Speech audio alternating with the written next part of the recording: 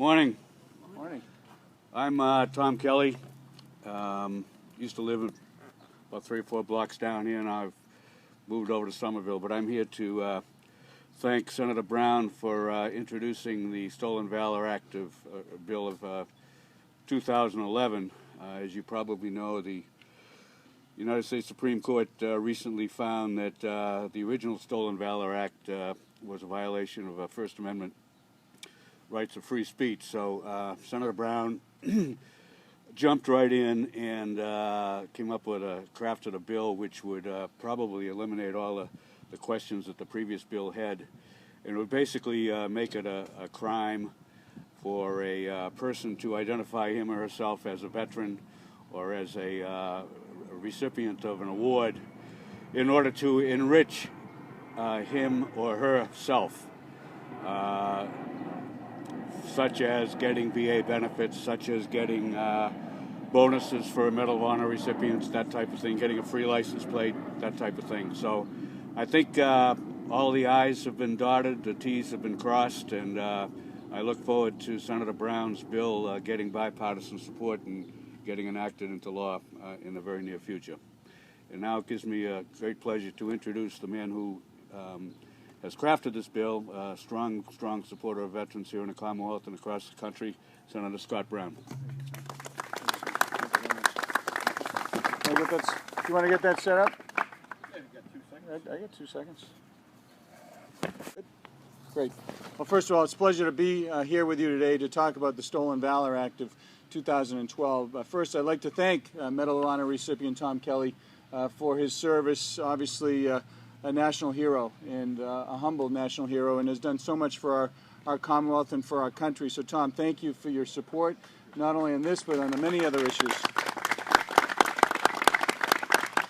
I want to thank also the people that are here who really brought this issue to light for me, and that's the folks from the Middleborough Veterans Council. Where are you all? Raise your hands. All right. They played a critical role to make sure that this will get over the goal line. They've done yeoman's work. They brought it to our attention. We were able to work with Congressman Heck to get it. He's dealing with the House side. I'm dealing with the Senate side. We have over 30 co-sponsors. It's a bipartisan, bicameral bill at this point. We expect many, many more. And I want to thank them for their service. I want to thank each and every one of you up here for your service and sacrifice to our country. And thank you for trying to preserve the valor of our nation's heroes. I'd also like to reference, as I said, the 30 co-sponsors that we have to date. We had a press conference in Washington the other day. By the time I got out of lunch, we had another 27, and more, I understand, are forthcoming. As somebody who's still serving 32 years in the Army National Guard, I feel very strongly about this issue. The Stolen Valor Act of 2011 is a bipartisan bill that safeguards the honor and valor of our military heroes and holds accountable, as Tom Kelly said, individuals who seek to profit by intentionally misrepresenting their military service. Throughout our country's history, our military is comprised of America's bravest men and women, and have offered incredible service, sacrifice, and commitment. And it's wrong and cowardly for people to make fraudulent statements in order to receive distinctions that they have not earned. And that's what Tom was referencing, some various examples. I hope that each and every member of Congress will join us in making sure that the dishonorable people who lie to profit from service and sacrifice of our heroes are in fact held accountable. Acts of stolen valor need to be addressed by a law that can pass constitutional muster, and I believe we've done just that. The key change, for those of you who are listening and who have shown up, punishing those who lie to profit or benefit does protect First Amendment rights, and if passed, serves as a serious warning to those who think of abusing the honor and valor of our courageous uniformed men and women. It also serves as serious punishment for those who would then commit the crime. As I've said many times, honoring our service members by preserving the distinction of their military service is absolutely a nonpartisan issue.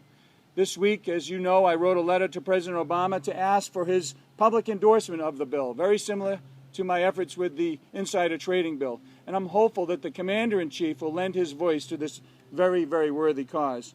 Because even with all the gridlock in Washington and the partisanship in Washington, passing stolen valor into law is one of the last chances that we have to get something done in this country before the elections.